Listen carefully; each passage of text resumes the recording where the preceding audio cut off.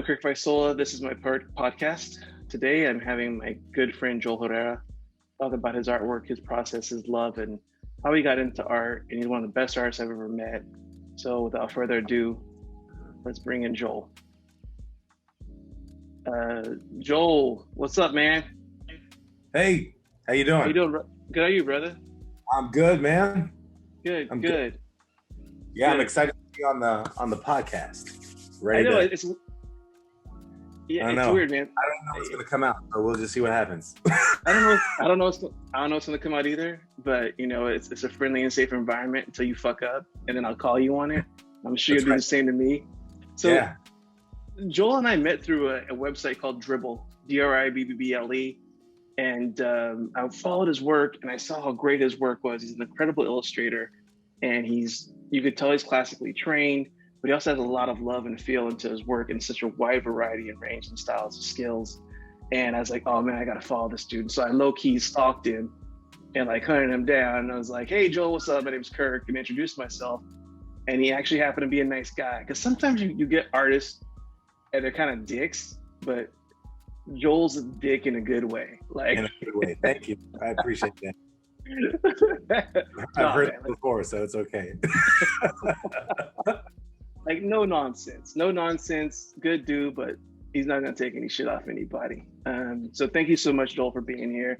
And if you look behind me, you can see up on the wall. Oh yeah, look at that. A couple of pieces that Jowull did, and we'll get into those later. I have those on another thing. I'll have you explain your process about Okay. how you worked on those. But yeah, super dope. So, Jowull, where are you from originally? Originally born and raised in Virginia. I'm a first generation Peruvian Oh in shit. Virginia, though. So my parents came to this country in their 30s or so, and they came and did a lot of things different than I think a lot of traditional like people who immigrate from South America to America do. For if you knew my mother and father, it would make sense. My mom is generally in charge of how things go down, but it's also like it was also just a matter of like how they were brought up. My mother was born in Lima. My mother and father were both born in Lima, but my mother had a different upbringing. Like technically, she was like in maybe a different class comparatively than my father. My father would have been brought up and born in what you would call the ghettos in Peru, and that's how he lived his whole life. Like it was about like working and like the next hustle, and like one of the hustles was like moving to America. Like that was the place where he could really work and make money and provide and everything. And that in my father's mind, that meant kind of just moving what he was doing work wise, just moving that whole mindset to America. But my mother wanted it to be, this isn't Peru anymore. So we need to switch it up a little bit, and this is our opportunity to make things as best as we can for us and for our kids and stuff. And that brought a lot of different, what I would guess is a lot of different energy to like the family dynamic and growing up in Virginia and everything else. So comparatively to like other first generation Hispanic folks, I'm not saying our situation was unique, but I know it's kind of an outlier, like compared to like how other Hispanic experiences I've heard have been. Well, that's the great thing about this country. Everybody's experience is different. You could come from the same neighborhood and have a totally different experience. Yeah. I've been watching the show Young Rock. Have you seen the first episode? I haven't seen it yet. No. Okay. Well, there's a certain part where Dwayne explains how his father Rocky would do something called working the gimmick, and like that's how your pops was. Like he was trying to like figure out the next hustle, figure out exactly what he has to do in order to make himself pertain to society and actually survive. Like, how do I survive? And so that was his mentality. It was just that hustle. Like, how do you get that hustle on? And my pops was kind of the same way. He had a job at PG&E working in the Central Valley of Modesto, California, where I'm from. And he was one of two Black servicemen that were hired during that time due to affirmative action. And he always told us, work hard, do your thing, but he always had side hustles. He had his own houses, and like we had a little barbecue shop that we worked at, and he always had these little side things that he did. And he taught me so much about, like, I put it in the door last weekend and changed light switches, changed light bulbs, frame houses, whatever. Like, you learn so much, like, because that was his hustle. And so, like, what do you think? Like, your mom tried to make it more viable for your situation here in America, and your pops was trying to hold on to that Peruvian spirit that got him going. Like, what did you learn from those situations? Like, what do you apply to your life today, like, from those situations? My story is, I'm the youngest of three. I have two older sisters, and they're both. So you're the smartest. I don't know if I'm the smartest. I'm the youngest too, man. So we're the smartest. Let's just go with it. You learn from him fucking up, and then you kind of make it okay. So, oh man, it's complicated because, like, hopefully if you've got Hispanic viewers out there, I think this is a Hispanic thing, but it could be everybody. But, like, it's not only that I was the youngest. I got to be honest with you. I think a lot of it is because I was a boy too. Like, I was treated differently in a lot of ways, and I think it was a combination of being a boy and being the youngest. I don't think I really knew that until, like, maybe a few years back, just talking to my sisters and, reminiscing about our family and life, and, talking to my mom and dad and stuff like that. But that being said, I think I got the best of, like, both worlds from my mother and my father. I got, like,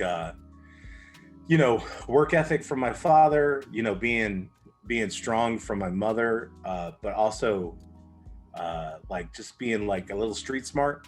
My dad gave me a lot of lessons, and I don't know if this is how it happened with your dad, but, like, I went on a lot of rides with my father, and it always happened the same way.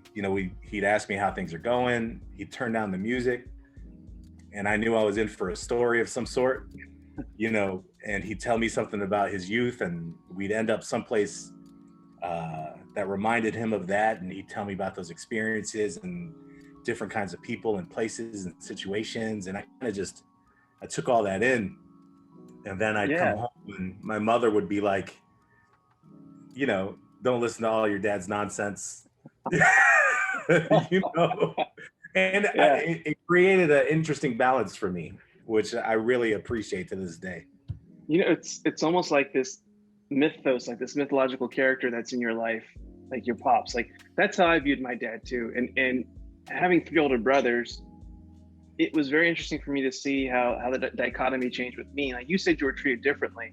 I was treated differently too, because I was spoiled. And I'll admit it. I mean, I wasn't, like, given everything, but by the time they got to me, I had a little bit more free reign. I was a good kid, so I didn't get too much trouble, but I would play sports and travel, so I wouldn't have to go to work with him. His way of getting us into a vehicle and going for a ride was we're gonna go to work. It's 6 a.m. on a Saturday, and you've been out on, like, Friday. You better get your fucking ass up, or else you're not gonna be able to go out next weekend. Right. So you pop out of bed, let's go. Hey, we're ready, let's go. And my brothers could attest to this. Like, you would go out and have fun, but at the same time, you knew in Pop's meant business, and that you needed to go help and pull your weight and learn things. And there's so many stories that I missed, because my father passed away about 16 years ago, 17 years ago. Yeah, and so for me, it was all the stories I missed, like all his cliches. Like, I like to buy you for what you're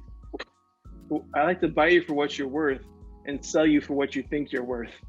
Like, like, he would say stuff like that, and like, buy your books and send you to school, but still you as dumb as a Georgia mule.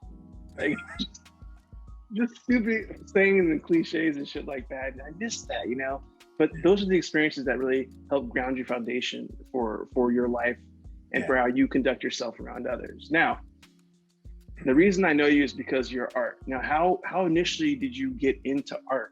I see you have the Kal-El chest emblem on today. That's right. Yeah. So for my personal life, comic books is definitely what got me into art. Um, an extension of that, though, is that art actually runs really big in my family. It's either music or illustration or painting, right? Yeah. And it runs really deep. It's like it's generations, man. It's a thing that even my nieces and my nephews, like, they can't escape it. Like, it's impossible, and they try, just like I tried to not do it, but everywhere I went, it just kept creeping back up, and I was just like, this is the Wait. thing. Time out. What do you mean you tried not to do it? Like, let's go back to that. When was this? What age were you when you were Oh, trying not to do it? I mean, I would say, fresh out of the house, a month after I turned 18, I was in the service, and I was in the Air Force, and learning a skill, trying new things, and art wasn't like a part of it. So I kind of just let it go, and I was just like, let me master like these new skills that I'm learning, not only like the practical skill stuff, but like new like never been out of the house, dealing with people on my own kind of skills, and I did not think the practical side of my brain was just like, art is not a way to make a career. So, like, let me do computer science, let me do a trade. I did telecommunications for 15 years. Wow. And I mean, I was good at it. I was like what they call a level 3 technician, and I got Okay. paid well for it. And I could have done that for like the rest of my life, except for, I could see it not lasting, like, not only from a physical level. Like, I had some great mentors. This one fella, his name's Richard Green. I met him in Texas. African American dude, sharp. He taught me so much, but he was already up there in age, still doing this job, and I was just watching him like hobble up ladders and and I was like, dude, let me do it. I was like, let me do the work. You tell me what to do. You show me how to do this stuff. And I was like, because like you can't do this anymore. So, right. And then I saw my future. I was just like, man, if I keep doing this, this will happen to me too. So I got back into art, essentially, is what ended up happening, which was That's cool, man. maybe a weird choice, but No. I mean, first of all, thank you for your service. I didn't know you were in the Air Force, so that's well, news to me. I mean, it's nice to know. It comes up in conversation. Oh, by the way, I was in the Air Force, so when you actually ask questions about what people used to do, you kind of figure that shit out.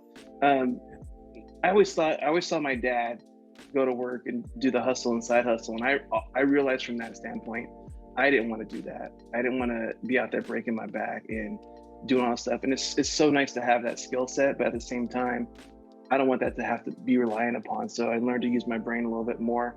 I was actually pre-med,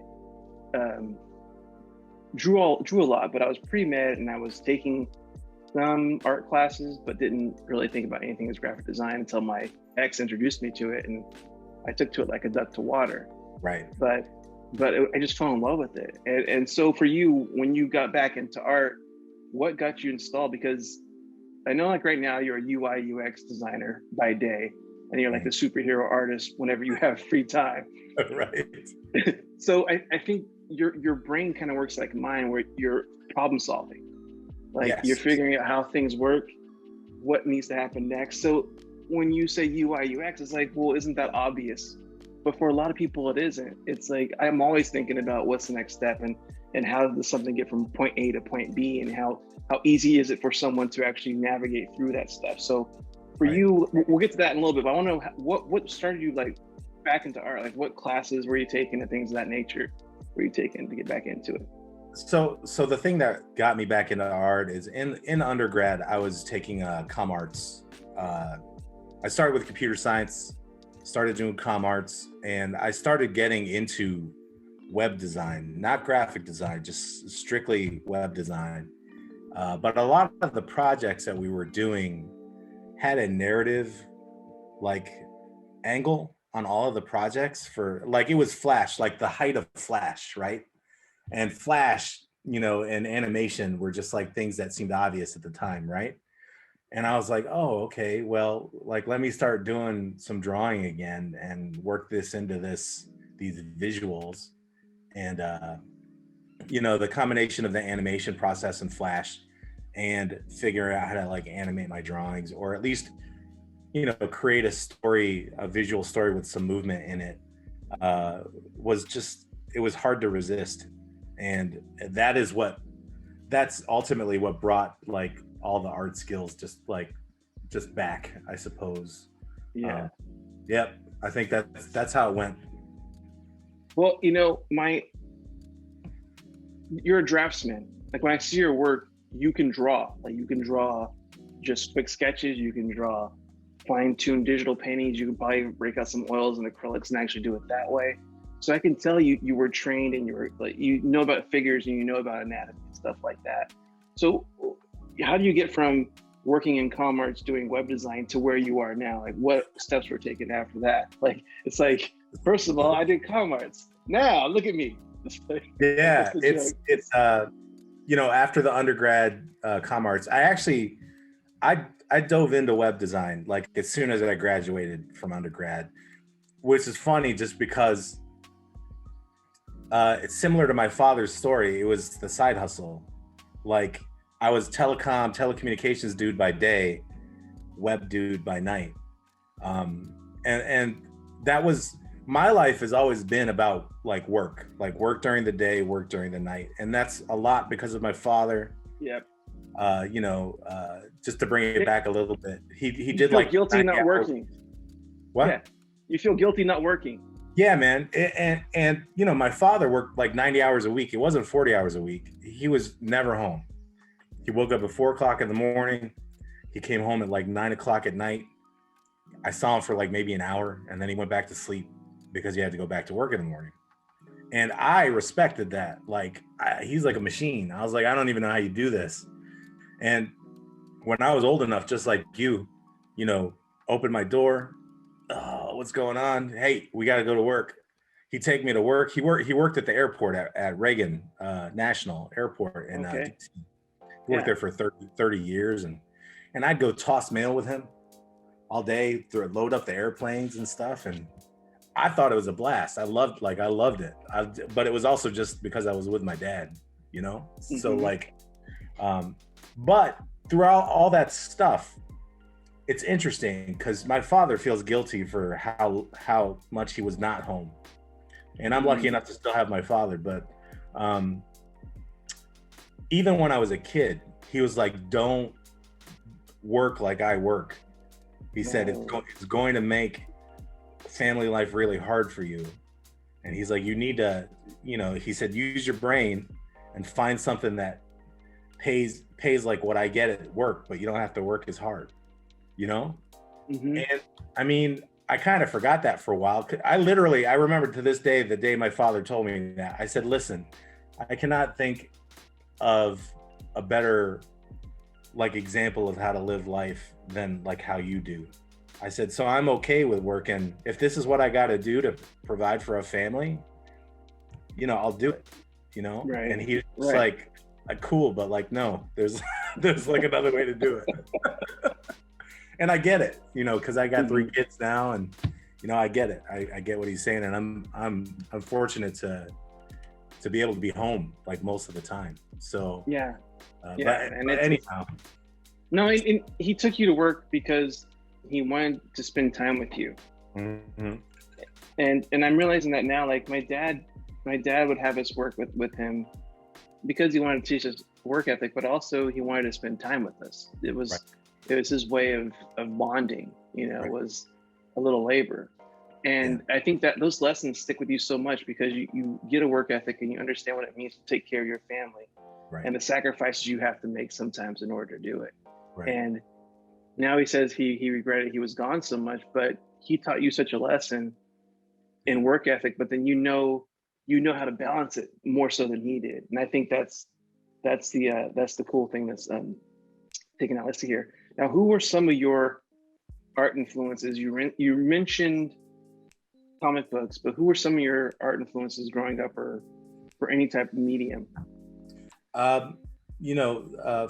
First influences, from a personal level, once again, was my mother and my sister Jeanette, that's 1 year older than me. Sure, okay. She's an artist. She's still an artist to this day. She's more of this. I guess the best way to say it is the starving artist kind of mentality, which I respect, because she does what she wants to do, like, all the time, and I rarely do what I want to do. Right. So, Yeah. but my mother was a great illustrator, and I remembered seeing it one day when I was a kid, and I was just like blown away. I was just like, she was just sitting there at the kitchen table drawing something, and I was like, "Did you draw that?" And she's like, "Yeah." I was like, "Okay." That's crazy. I thought all you did was sit here and yell at us all day and tell us to do our homework. I didn't know that you actually drew, Mom. Yeah, and she made like miniature furniture that was great, like highly detailed, and she was great. It was. You're right, man. It's in your blood. Yeah, it's that. So those were my home influences. Comic books. I got into comic books when I was a kid, like 8 years old. Went to the public library and just like picked all the used comic books up and checked them out, and there's like John Romita Sr. and Ditka and Silvestri and Jim Lee and Art Adams, like all the Adam Hughes, especially Adam Hughes. He's probably like my age, I think, but all those guys were amazing, and I read comic books for the art, not for the story. It was like, is this exactly art, Yeah. And that's what I cared about at the end of the day. Yeah. But and then the classical stuff is just like I got a Michelangelo up here, Rembrandt, Caravaggio, Alphonse Mucha. But Mucha is interesting just because he's an inspiration for a lot of comic book artists. Yeah, like that hard ass edge, and like, because that's what I was telling you when you did that Midsummer thing. It's like, shit, that looks like an Alphonse Mucha. Like, it totally does. Like, when I saw that, I'm like, damn. And I can see a lot of his influence in your work. Just all those different. It's like an amalgamation. Your work is like an amalgamation of shit. Like, I can see a little Mucha. I can see a little, Michelangelo from the way you handle your figures. I can see the dynamic poses that you use when you do certain artwork. So you have that comic influence. There's a lot of stuff in your work that is super duper, that plays off that a ton, and it's really cool to see, man. It's super cool to see. It's interesting, for sure, because I have some weird insecurities about all that too. It's because now I think it's normal to take from what inspires you, and you learn from those things too, which means at some point in your career you're like copying the people that you love, Mm-hmm. And I did that, and probably still do that a lot, just because there's so many amazing, like, and inspiring artists out there, like, that are so good. They're so good, and it just blows my mind. And I'm like, oh, how did they do that? Let me take that. And sometimes it's like, how did they do that? Let me try and break this down and figure out how they did this thing, right? Yeah, and you're a student. You're a student of art. You're a student of illustration. Like, you're always trying to continue to learn and grow and figure out your own shit. But you can't just copy someone. You have to have your own skill set to make it look good. And you could, it shows with your work. Like, it's not like someone who does a Jim Lee ripoff or something else. It's like, I can see the skill set when you draw. I mean, I'm not a great artist, but like, I can see your work, and it's like, oh shit, that's fucking dope. Now, after school and after all your classes, you told me that you were teaching for a while. Okay. Yeah. At Wisconsin? Yeah. So let me make sure that I answer the question that you had a couple questions back. So you kept droning on about fucking comm arts. I'm like, he ain't gonna tell me how he got an illustration. I was let him talk and say his own shit, and then I'll move on. So after undergrad, my ex, who I was with, she was doing her doctorate in psychology, and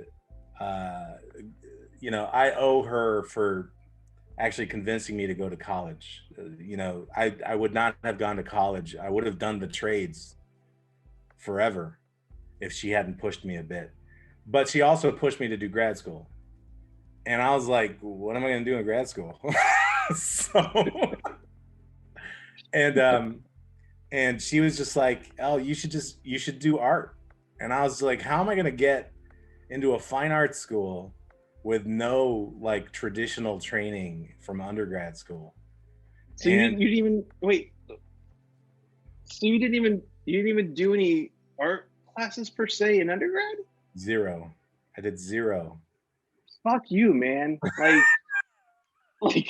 I took an intro illustration class from this dude named John Clapp, CLAPP. He teaches at San Jose State, and that class killed me. And I've been drawing my whole life, and I was taking classes for graphic design, but to get to your level, I would have to do a lot of work. I'm just not willing to put that in. And just to hear that you listen, I don't know how I got into I don't know how they approved or accepted me. I'm telling you, if I had my portfolio to show you, you would also be like, how the hell did he get into this program?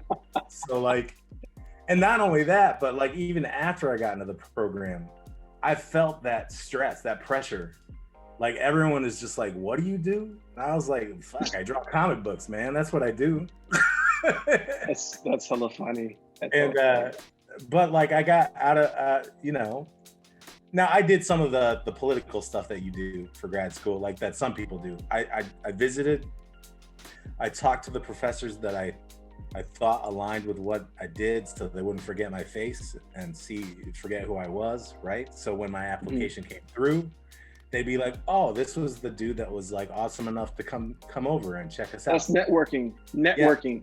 Right? Yes. So I think that's what got me in the door, to be honest with you.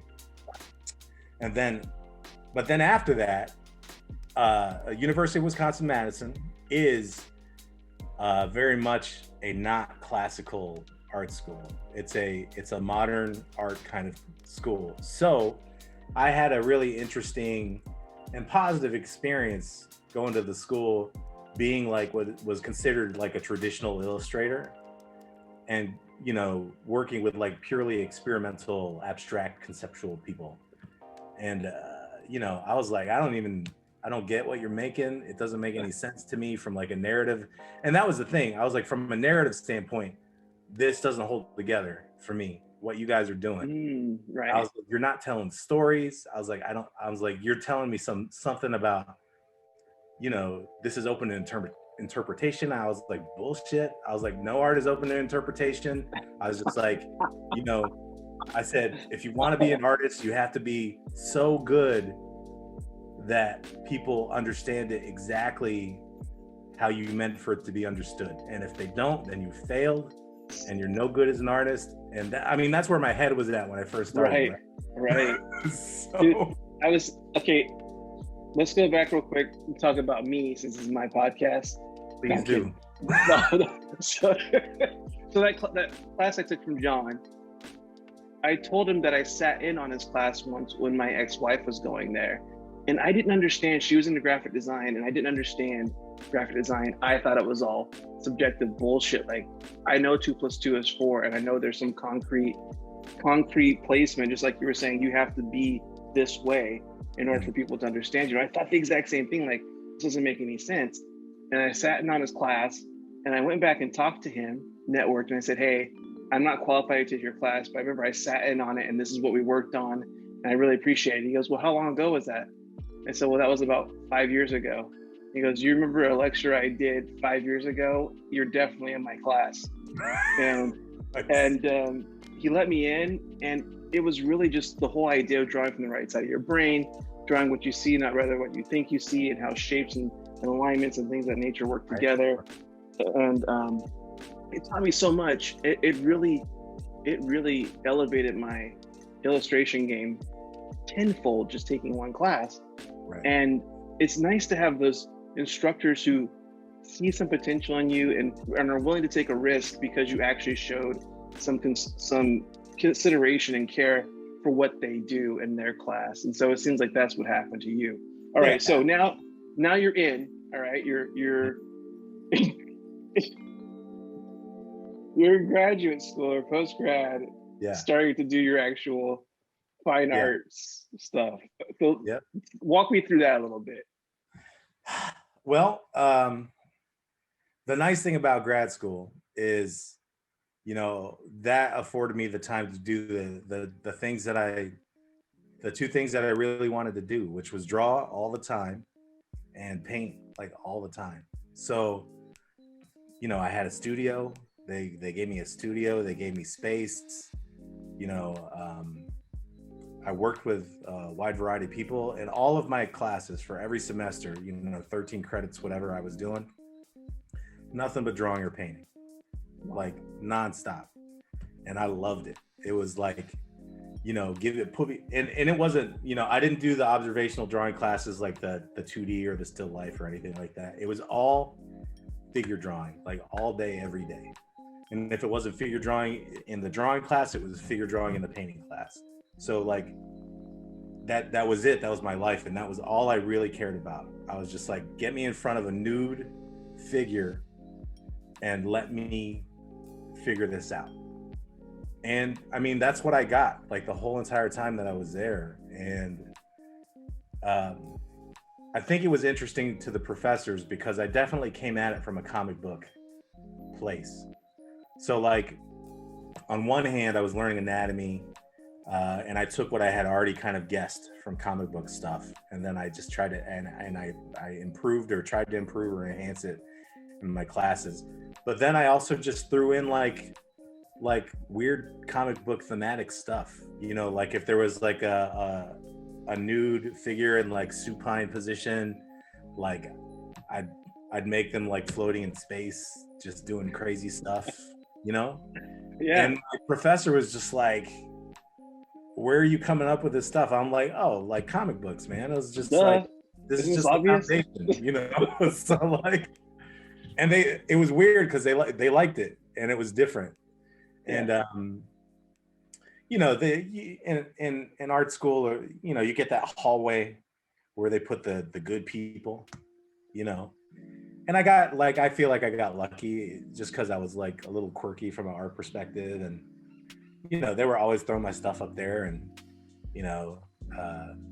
but I was still content with the whole like traditional, like illustration is essentially like folk art at UW-Madison. I don't know if it still is, but it's like it's not it's not that conceptual edge that they were trying to do or look for, and school as a result. But thankfully I had three professors that were extremely old school, Richard Long, Jack Damer, and David Becker. And man, they were like amazing illustrators and painters, and they supported me the whole time I was there. And they were like, just do your thing. And they were just like, I'd be drawing like in the hallway, and they'd be like, I'd have a figure done, and they'd be like, how are you, where's your reference? I was like, I don't need a reference. Like, I'm good to go. And then they'd be like, hey, David, come over here. He's drawing this shit without a reference. And I was just like, it's comic book art. Like, comic book artists don't use reference all the time. I'm like, we only use them like when we need them. So, yeah, unless you're Alex Ross. Yeah, exactly. No, and that's so cool, man, because they were excited to have you there because they were used to dealing with all those abstract people. That's like, oh, it was like they were like their child. Like, oh, look. Yeah, I mean, I'm telling you, like, so it's funny that you say that because, like, I had 3 years of grad school. I got lucky and I was offered like a PA position because of my technological skills. So I was doing like the networking in the school. They actually offered me a TA position so I could teach, and I turned it down because the PA gave me more money. It was more money in my pocket. Right. And they literally told me, they said, usually when you're in grad school, you take the TA because the goal is to teach when you're done. And I was like, I don't plan on teaching when I'm done. I was like, I don't know what I'm going to do. So, Fuck that teaching shit. yeah, exactly. I mean, like I didn't know exactly why I was in grad school. And I mean, I did know. It's because my ex said go. And I was like, okay, I'll go. but Yeah. But on the other hand, I wasn't really thinking about like what was going to happen next after all of that stuff. But so that being said, my experience in grad school was a breeze. And I think it's because the people that took me under their wing, David, Richard, and Jack, they made it that way. Because, you know, like in grad school, you got to do like your thesis and your defense. Mm-hmm. And my whole cohort, man, they were stressing like hard. They were like, they'd fail their first committee meeting like 2 or 3 times. And, you know, and I was like, what, you know, I didn't even know what to expect. So like Right. when I had mine, and, you know, I talked to all the people I was graduating with were all great folks. And they were like, they didn't like my idea. They shot it down. I got to start from scratch. And, you know, I don't know what I'm going to do. And then they'd ask me, they're like, what are you going to do? I was like, I don't know what I'm going to do. I was like, I got no clue. I haven't even been thinking about it. So I went to my first, you know, submission of my thesis statement for my art show. And I brought like coffee and like bagels. And I brought, everybody came in, and I said what I wanted to do was kind of like a purely visual 30 to 50 piece comic book, like really big, like as my art show, but no text, just purely visual to see if people understand what's actually happening in this story. And I said it's going to have a little bit of a pulp vibe to it, purely illustration vibe to it, you know, just to get in all of my painting and drawing stuff that I've learned. And I showed them some samples, and once again, they were all just like, looks good, man. And I was like, that's it? And they said, yep. They said, go for it. So, you know, I had a whole year to prepare for the thing. And Wow. I talked to my cohort, and they were like, how'd it go? And I was like, it was good, man. I was like, I felt good. Everything was good. And like, everyone was just like shocked. So Good. All right. Yeah. it was crazy, man. It was That's pretty funny, man. It's very hard to really put yourself in a situation where you have to think of something that's unique and all these new crazy things, and you went with your roots. You're like, I grew up looking at comic books. I love illustration. I'm gonna do something I know how to do, but I'm gonna do it in a way that I know how to do it really well now. Like I feel that I'm at a point now where I can draw much better than I did before, and I can paint and illustrate much better than I did before. And so I want to do this stuff. And when you say the narrative of having pictures up but no text, I always think about Bill Watterson doing Calvin and Hobbes. Yeah. You know, like the front page of the entire comic was just one scene, or like a series of scenes and no words. And he would get away with that. Who was getting away with that at the time? Yeah. And his whole framework and storytelling was done so much, not through the quippy little things between Calvin and his parents, or Hobbes and Calvin, but through the way he would lay out a page and would take you into the page, and you see the colors, and the way he just framed shit was so dope. And another one I think about too is Samurai Jack. You know, if I watch Samurai Jack, there's all kinds of scenes with just maybe audio of feet running or sounds, but there's no words. Right. It's just like, and I thought that'd be so cool to just do an entire comic like that, you know, just, and it sounds like that's what you did for your thesis, which is, and a lot of comic book artists have done that over the course of their careers, and, you know, with a variety of like successes and failures. And I've always loved it, like regardless, which reminds me, if you haven't seen the cartoon Primal, there is no dialogue in the whole show. Oh shit. It's about this caveman who befriends like a dinosaur, and they just are trying to survive in that era. That hypothetical era. Yeah. You gotta let some of that stuff go. But um, but it's cool because there's no dialogue in the whole show, and it's awesome. Yeah. There's funny moments and scary moments and sad moments, and it all works. It's amazing. So yeah, man, I'm definitely gonna check that out. I'll ask you later and get information, but about your family's artwork too. I'm gonna ask you offline about all that shit because I'm so stoked about that. sure. Now, what challenges have you faced with teaching and just being in the art field, being Latino or Hispanic, as you put it, like a Peruvian descent, here talking to people and trying to get them to understand that you're a graduate trained illustrator. I can't believe that shit. Like, what challenge have you faced just talking to people and having them not stereotype you or lump you in with a certain group? It's interesting. I've had a couple different experiences that are probably not, they're different than what you would actually normally hear. Like I had said before, being first generation Hispanic, fully recognize like my heritage, and I love my heritage and where I come from. But on the other hand, I was born like in America, and my parents were totally down with like, we live in America, like do American shit. So like, and Yeah. but it was always behind it, but don't forget like where you come from, like kind of thing, which was just like, that's just a part of me. So one of the hardest things that I had to come to terms with, one of my professors actually asked me, he really liked the art that I was making.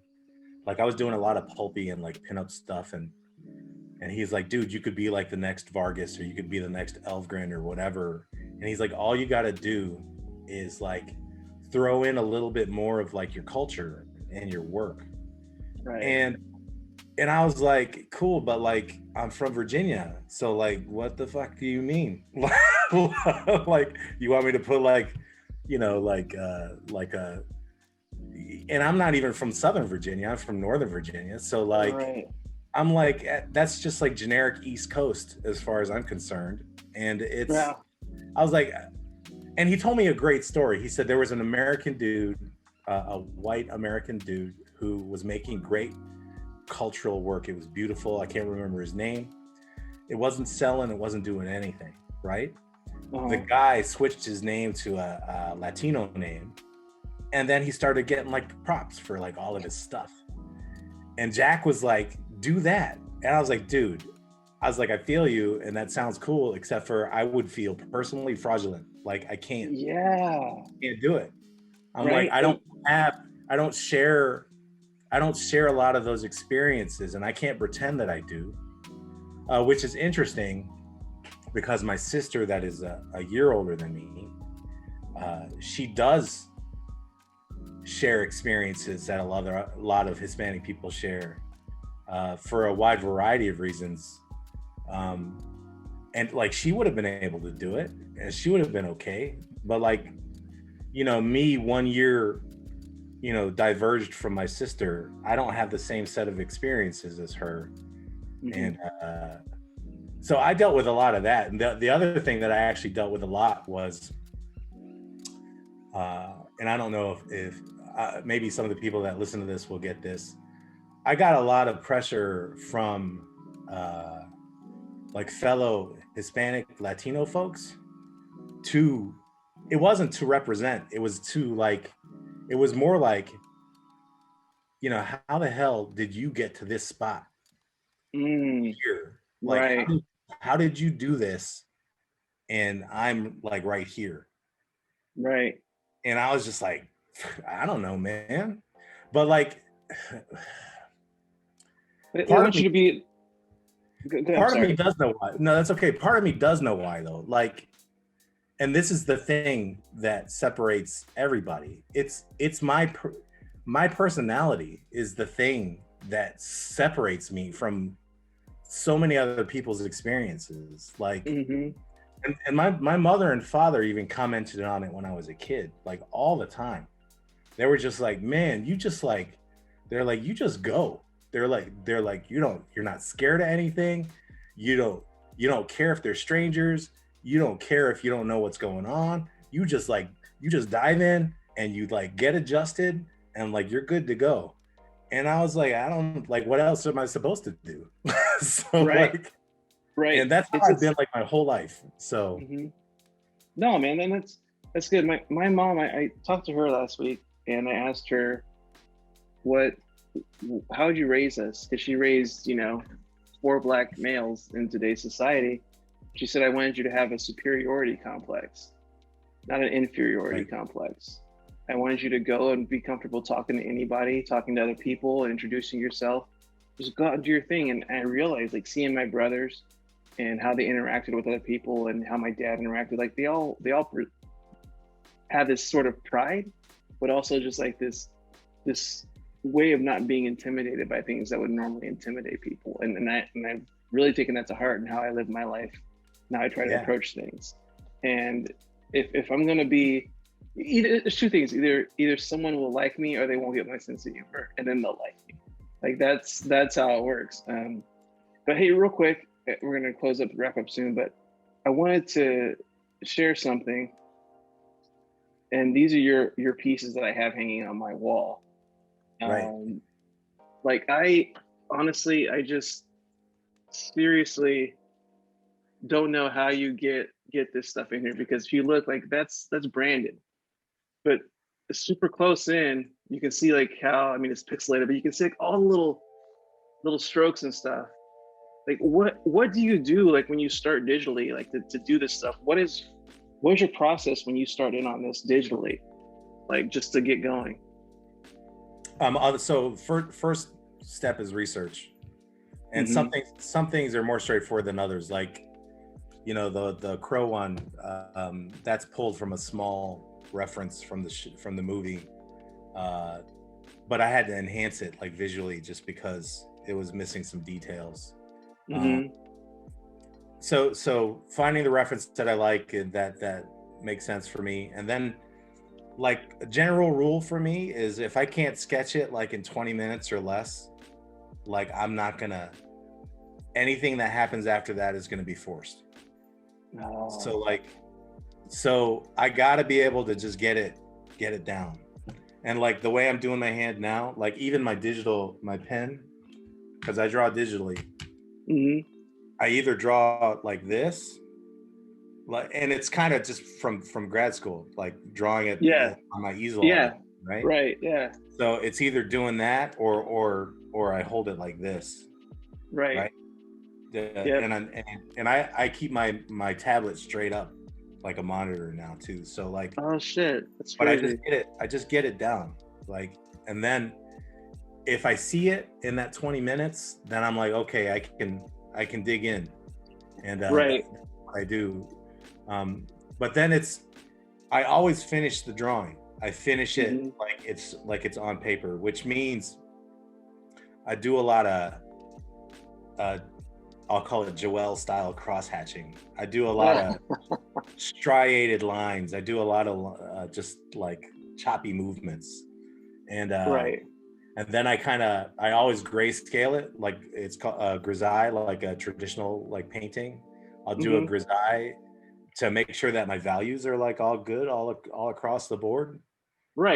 And then I'll do like a flat color over it because it's like 80% done at that point.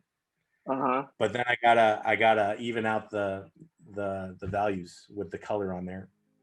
Now, I have a question. Do you prefer Jowull? You said Jowull. Like, my name is Jowull, but I don't really think about it much. I mean, you can call me whatever you like. See, now I'm looking on.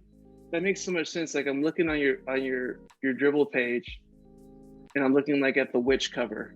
I'll stop the share. We'll get back to it. But I'm looking at the witch cover, and I see like the sketch you did, and then I see the finished product. And there is some tweaking done on the finished product from proportions, but you have the basics on the sketch. Like it's pretty much exactly how the final turned out. Same with Death Proof. Same with a lot of the stuff you do. It's just the quick sketch, and then you follow in with it and just finish it out. But the quick sketches are fucking dope. Like, I mean, yeah, sometimes man. are, so thank you. Sometimes. All right, so as we're ending this, I want you to tell us if you have any advice for people who want to get into art or can try to get better at doing their art. I mean, sure. I got, some of the classic practice. Even with kids, I'm at it like minimum 4 hours a day, still. And that feels like a minimum. I used to do much more than that. Lots of observation is really important, as well. And I'm not really necessarily a follow your passion kind of person, but I am from like a problem solving perspective. So like, know what problem you're trying to solve, whether it's visually or narratively or otherwise. And I think that's where a lot of the challenges really come in, like for not only just for illustration, but for design in general. Like, right. You got to know what problem you're actually trying to solve. And I think that there is some value to doing stuff on paper still. Like, I still do a lot of digital work, but it does make the work easier, and it doesn't take away from how awesome things look when you're done. But I'm saying there is value to the struggle of messing up on paper or on canvas and having to figure out how to deal with it, because you can't undo it. You can't undo it like you do on digital, and you don't have to wait for paint to dry digitally. You don't have all those things, all those struggles are taken away from digital. And I love digital work. I love it. But there is value to the traditional stuff. You wouldn't be as provisionally good at digital had you not learned the technique on canvas, because you still have to know how things work and how they blend and how to actually fix shapes and stuff. And I think of Picasso. Like, if you look at Picasso's early work, it's this beautifully drafted, very nice stuff. And then he figured out the basis, the foundation for his artwork, and he was able to jazz it. Like, he was able to ad-lib and do his own shit and come up with his own thing. So I think like having that firm foundation in your artwork and structure for anything, for graphic designers, people who really break typography understand it well. People who know how to illustrate and break illustrations, they understand it well, and that's where you have to kind of start. And that's how I feel anyway, in order to kind of go off and do your own thing. And hearing you say it, it kind of confirms it. So I agree with that. And the other thing, just to add on to it too, is one of the clearest deficits of digital work in my mind, and it's a process. Like, you learn how to come into your own after a while, but in digital art world, if you're in Photoshop or Procreate or in Studio Pro or whatever it is, or Art Rage, we all start with the exact same set of tools, and they're all set the exact same way, which is a problem, because even if we're trying not to, sometimes it makes all of our art look exactly the same, like digitally, right? So a lot of digital artists are amazing, but they look like 30 other or 50 other digital artists, because they're all doing like the same YouTube video or the same tool with the same filter or the same blending effect or whatever, right? And and on one hand, I'm like, who cares, because it still looks beautiful. On the other hand, like, they all look the same, and I'm just like, you got to figure out a way to make it look different. So I feel you, man. I totally feel that way too. Like, all my stuff, I say 90% of the stuff I do starts with a pencil and paper. Like, this is a layout I did for an Instagram post. Like, it's just 1, 2, 3, like how I want the block to line up, and then from that sketch I was able to actually go in and figure out how I wanted it. And I think people just jump on the computer rather than using the quickest thing in the world, which is the pen and paper, just to kind of sketch out ideas. Even if they're shit ideas, at least you have them out of your head and you can see if it works automatically, as opposed to trying to go on the computer and figuring out the right font and figuring out all the right stuff. It's like, no, just kind of get in there.